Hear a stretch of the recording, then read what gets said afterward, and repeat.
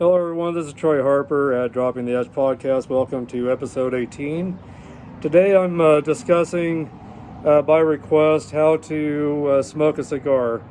And I've already got this cigar going, but today I'm smoking the New World Cameroon by AJ Fernandez. This is a box press cigar, and it's got a Cameroon wrapper, which is it's grown in the Cameroon nation of Africa, and the binder and filler is Nicaraguan, and the country of origin for this is Nicaragua.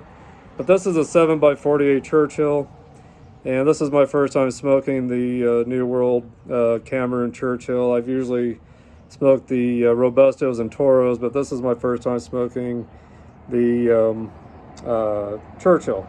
But anyway, beautiful cigar. It's tasting great so far.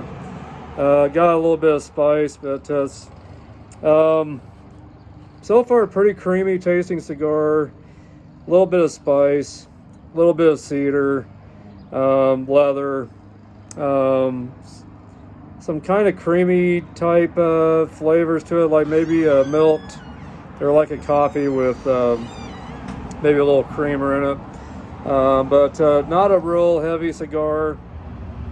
Probably more mild to medium strength, I would say. But anyway, to get into how to smoke a cigar. First of all, you want to find the cutter that's going to work right with your cigar. If it's a cigar like this, you can either use a guillotine cutter like that. And if you do, when you go to cut it, you just want to cut a little bit off. You don't want to go below the cap. If you go below the cap, your cigar can unravel on you. If you can kind of see that dark area there, that's where the cap ends.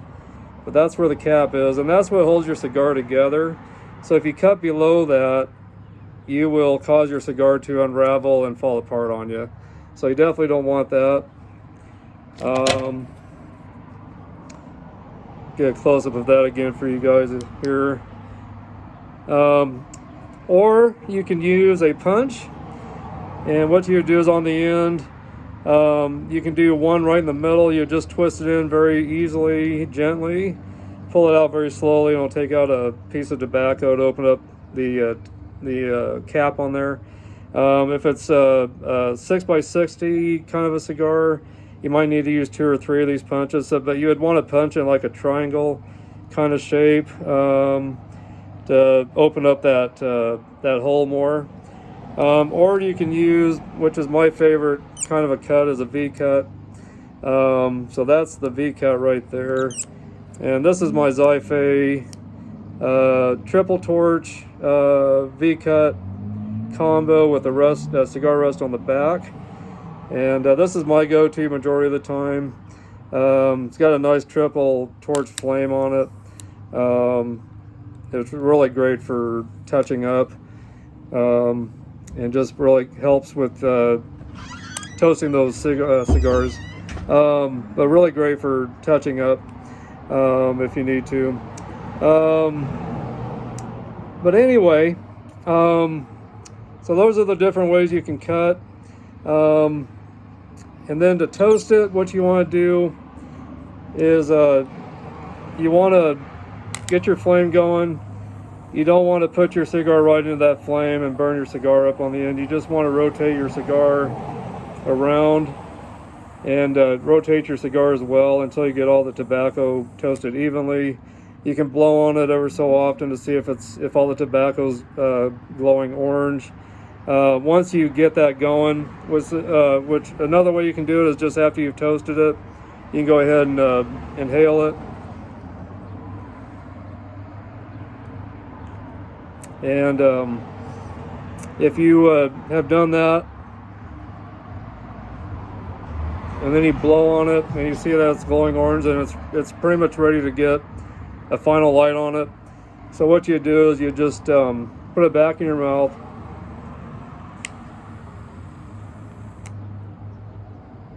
Twist your cigar while you're lighting it.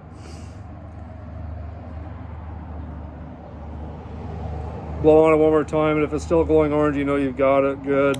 I don't know if you guys saw that, but when I inhaled, the tobacco on the end was all glowing orange. So that shows it's definitely ready. So anyway, that's what you do to cut and light. Now, the other thing that I need to bring up is when you draw the smoke into your mouth, what do you do with it then? What you want to do is when you draw on your cigar, and I'm inhaling is probably the wrong term, because usually inhaling is a cigar or a cigarette term when you inhale the smoke down your lungs and then let it back out. That's not what you do with a cigar. You bring the smoke in your mouth, you hold it in your mouth. You can swish it around in your mouth or just hold it in your mouth to get a taste of the tobacco. Once you do that, then you release it. So let me show you how that works.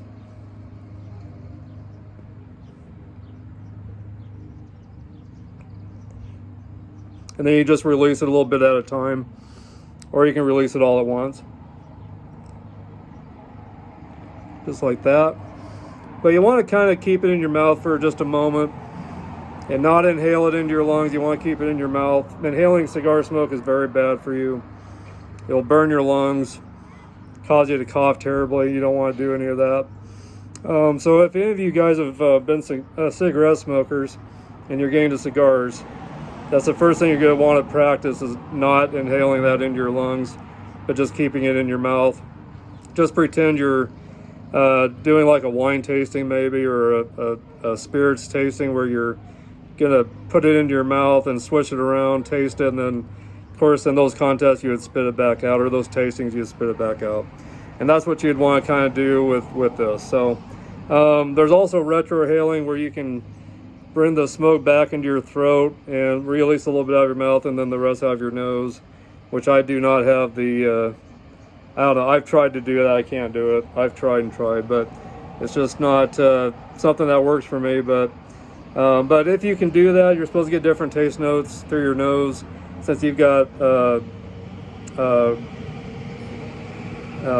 trying to think of what to call it, but you got I don't know what do you call that, hon? That's in your nose. I don't know what that's called. I can't think of what it's called, but you got things in something in your nose that brings out different tastes. And I can't remember what that's called now, but something I'll have to look up and see what that's called again. But I just have not ever been able to get the retrohale down.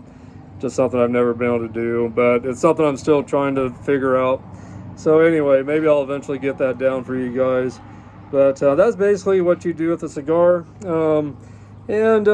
I definitely encourage you guys to have friends over, have a cigar with your friends, have a cigar with your family. If not, just take some time to yourself to reflect and enjoy. A Churchill, you're going to want it to probably allow a good 2 hours, maybe 2.5 hours for a cigar like this. Robusto, which is like a 5x50, probably a good hour and a half. A Toro, which is a 6x60, probably a good couple hours. If you're smoking a Petite Corona, which is like a 4x40, maybe 45 minutes to an hour is what you would allow for that. But just make sure you always, depending on what size of cigar you buy, allow yourself the right amount of time to smoke it, so you don't have to rush it, so you enjoy every moment of it. And I definitely recommend premium cigars to you guys. Don't buy flavored cigars or C-store cigars that are machine made. Find the cigars that are handmade, that are hand rolled with all premium tobacco. You'll appreciate it much more and enjoy it much more. Anyway, but that's it. I will keep in touch with you guys in the comments on how this smoked down to the end. I'll let you know how it does. But right now, if this continues to keep doing well, I'd probably at least rate it a 95. But just has great taste notes of spice, some creaminess to it, some cedar leather.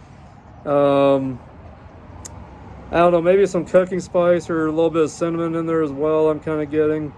But yeah, really great cigar. The aromas are great, getting some cedar aromas. But great smoke coming off of this, great ash. great white ash that shows it was fermented well. So anyway, really good cigar, but I definitely recommend this to you guys. If you run across these, make sure you grab some.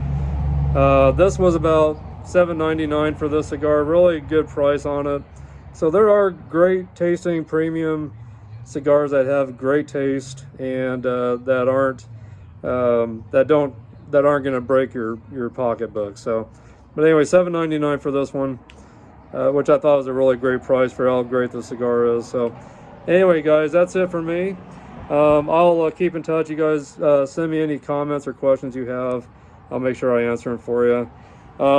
Please go to my YouTube channel, Harper Cigar Lounge. Join that channel. I need all your support on YouTube. As much as I can get from you, from all of you out there, I need your support. Leave your thumbs up, leave your comments, share the content to others, and make sure that you pass this content on to someone that's just getting into cigars maybe as well. This would be a great podcast for them to watch if they're starting out. So anyway, guys, also go to Facebook and look up my Harper Cigar Lounge group page on Facebook and join that as well. A lot of great content with cigars and hard rock heavy metal, if you're into hard rock heavy metal. So anyway, guys, I'm going to sign off.